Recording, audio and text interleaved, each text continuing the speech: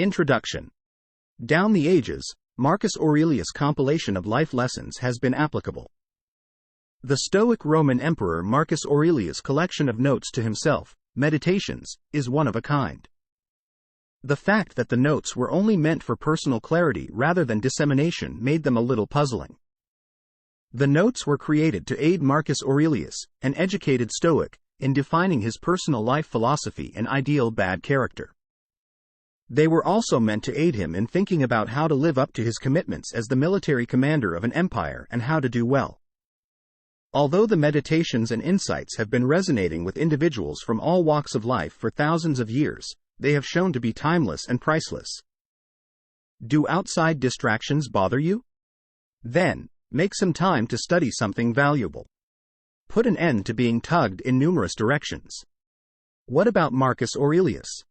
From AD 161 until 180, Marcus Aurelius ruled as the Roman Empire's emperor. This was the time of the imperial cult, when the Roman emperors were powerful, wealthy, and divinely appointed. Marcus was a capable and effective soldier. In the pursuit of his empire and people, he launched a number of campaigns, winning nearly all of them. In a similar vein, he was careful and responsible as a manager. The benevolent emperor, however, also experienced domestic issues and personal issues. His children passed away one by one, and his wife Faustina passed away at a young age. By the time Marcus reached the end of his life, only one of his sons was still alive, the feeble-minded Commodus, who would go on to succeed Marcus as emperor and destroy his father's legacy during his brief reign. Marcus was incredibly humble and objective despite his many hardships. And during those difficult years, Marcus would pen 12 volumes of his private notebooks, Meditations, which would later rank among the most useful, and important works of philosophy ever written. In this summary, we'll look at the key life lessons found throughout the book and discuss how they might improve one's quality of life. Chapter 1. Nobody has the authority to force you to experience any unfavorable feelings without your consent. Marcus Aurelius warns us that every day is full of inescapable problems brought on by the stupidity or bad conduct of others. We encounter various types of people on our daily walks, including the unappreciative, the haughty, the busybodies, the dishonest, the envious, and the agitated. We must never compromise our own values when interacting with such individuals. If anything outside of yourself causes you grief, it's not because of the thing itself, it's because of how you see it. Also, you have the authority to cancel this at any time. We can't control what other people do or how they choose to act in life. People's temperaments and behaviors cannot be changed, nor can we force them to act honorably or morally upright. Our own behavior and how we respond to other people's behaviors are the only things in life over which we have complete control. If you don't let them, no one can make you experience any unpleasant emotions including rage, fear, grief, and oppression. There will always be those who like putting down others. Others will attack you out of pure hatred or jealousy. Never forget, though, that you are always in charge of how you interpret and respond to situations, regardless of what anyone else says or does. If you disregard what is happening in other people's souls and pay attention to what is happening in your own, Marcus claims that no one can ever cause you anguish or sadness. He serves as a gentle reminder that even when their actions negatively impact us, we should forgive them for their transgressions since they lack knowledge of right and wrong. I've witnessed both the beauty and horror of good and evil. They cannot hurt me in any way. Nobody can accuse me of being ugly, and I can't be upset with my family or dislike him. Marcus Aurelius also said that it goes against our nature as humans to hate terrible people and want to stay away from them. Nobody is flawless. When you catch yourself passing judgment on others, take a moment to reflect on your own shortcomings. Then you'll realize that blaming others is actually pointless. Be aware of your own thoughts and actions and put your attention on improving yourself rather than passing judgment on others or allowing yourself to be dissatisfied or upset by their behavior. Marcus Aurelius once said that the only thing keeping your mind from having incorrect perceptions is your capacity to regulate your ideas. It's what allows us to be attentive and loving toward others. Chapter 2. Spend no time on earth whining, not even for a moment. It's simple for us to gripe about virtually anything, including traffic, sluggish Wi-Fi, poor customer service, the environment, and even life itself. Every time we encounter difficulties in life, we automatically turn to whining. The truth that complaining seldom changes the situation is one that the vast majority of us find difficult to accept. Yes, being able to let off steam and vent our anger seems nice and briefly liberating, but in the end, we merely waste our time and make things worse. Because of this, grumbling seems so soothing. It enables you to give the most unfavorable descriptions of events, without having a clear strategy to accept responsibility and attempt to fix the issue. Your concerns will not benefit you in any way. Think to yourself, can I do anything about this? Whenever you are faced with a dilemma. If so, fantastic. So why moan then? Start working and doing whatever you can to make things better. If the answer is no, why waste time whining when you know it won't change anything? It's either you can handle the problems that come your way, as Marcus Aurelius reminds us, or you can't. If you can, start taking action and quit aggravating the situation by whining. Anything occurs is either bearable or not. If it can be endured, do so. Give up your whining. If it is intolerable, quit whining. Its demise will coincide with your ruin. Keep in mind that everything your mind can make bearable can be endured if you treat it as in your best interest or in line with your nature. Holding court was one of Marcus Aurelius' duties as emperor that he didn't particularly enjoy. Despite his dislike of the court, he nevertheless carried out his obligations. He merely had faith in the bigger picture, believing that there is a reason he is the emperor. He thinks that dealing with the sly courtier's weak arguments and small conversation was part of the universe's current plan for him. Since the beginning of time, everything that occurs to you has been waiting to happen. The threads of fate, your own existence, and your experiences are what bind them all together. As a committed Stoic, Marcus Aurelius ardently believed in the principle of amor fati, a phrase that translates to love of fate. The Stoics held that the key to happiness and serenity lies in accepting everything that occurs to us as something positive, including suffering and losses, or in viewing every life experience, whether positive or negative, as having the potential to teach us important life lessons and advance our development. Because of how brief life is, there is no need to waste time whining. Act now rather than moping around and pointing fingers. Stop worrying about the things that are out of your control and concentrate on the ones that you can affect. Chapter 3. Keep your attention on the here and now and live with the knowledge that you have a purpose. According to Marcus Aurelius, it is our responsibility to make sure we accomplish the purpose for which each of us was formed. From horses to vine buds, everything has a reason for existing. What about that surprises you? Even the sun and the other gods have their own purposes for existing. Why were you born, too? For enjoyment? Check to see whether your response will hold up to inquiry. Each and every one of us, according to the Stoics, is a component of a larger whole, and every facet of life is interconnected in order to carry out a certain mission. They contend that everything on Earth, including people, animals, and non-living objects, has a function or location in nature. Marcus Aurelius stated that our main responsibility on Earth is to pursue virtue in this context. The highest goal we as humans can commit to is virtue. Being virtuous entails acting with integrity, self-control, and bravery. Aurelius reminds us that we should wake up each morning and conduct good work. Do your utmost to contribute to society each day with an attitude of gratitude and disregard for the criticism of others. Don't anticipate receiving anything in exchange for your nice deeds as you go about your good deeds. Instead, take comfort in the fact that you are a part of a larger whole that is serving a noble cause. In the big picture, virtue is its own reward.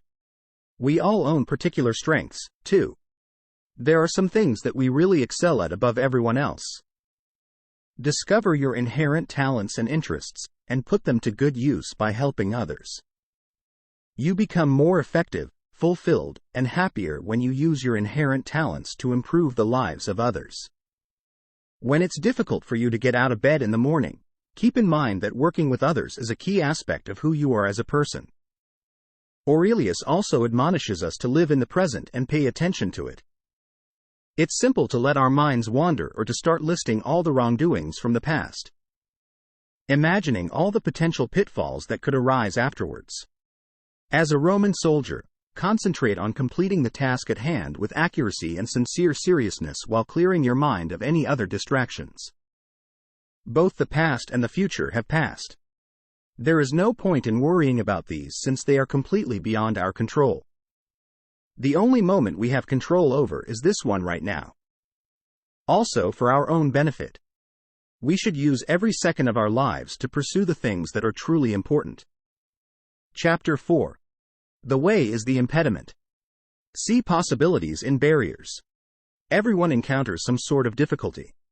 We all get stopped in traffic at some point in our lives. The ideal job didn't pan out the way we had hoped. Workplace technical issues. The flight is terminated. A dear one passed away. Life's challenges come in many different shapes and are unavoidable. There are two different ways we might respond to these challenges. We can become resentful, pessimistic, and despondent and complain to anybody who will listen about how unfair life has been. Why me? This is wrong. Why can't I just get lucky once in a while?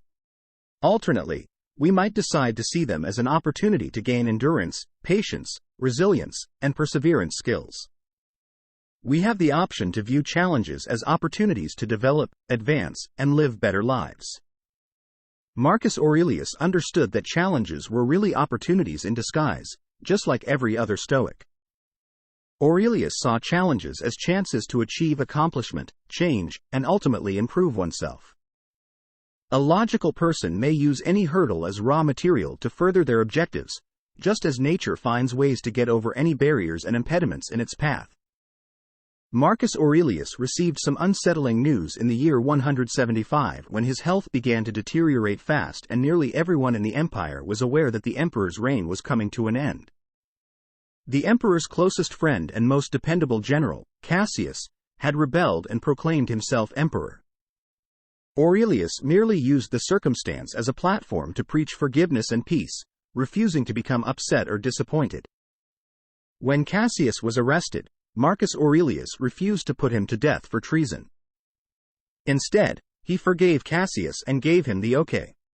The hurdle to our acting, the hindrance to action, is driven by the mind's adaptation and modification for its own objectives. What blocks the way eventually becomes the way. Never back down from a challenge in life, no matter how terrible it may be. Try not to lose heart. Give the situation everything you have as you lean in. Never lose sight of the fact that every challenge in life contains a potential for collapse. Be like to nature, as described by Marcus Aurelius, uses every hindrance and obstacle to further its goals. Chapter 5. Meditate on your mortality, and let the knowledge of it motivate you to live life to the fullest. Nobody enjoys contemplating death.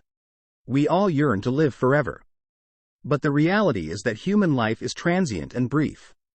One day, we will all pass away. No one has ever succeeded in avoiding death, even spending a tremendous amount of time trying. Whether we like it or not, death is a fact of life. It has treated many illnesses before those people become ill and died. Many more people's deaths were predicted by the Chaldeans. Alexander Pompey Caesar, who won numerous battles and conquered numerous towns, eventually arrived in their own time. They too left this world. We have two options in light of our impending mortality. We can maintain the delusion that it is a myth and that we have an infinite amount of time here. Alternately, we might accept this reality and turn our awareness of mortality into something constructive and useful. Marcus Aurelius often muses on the transitory nature of life.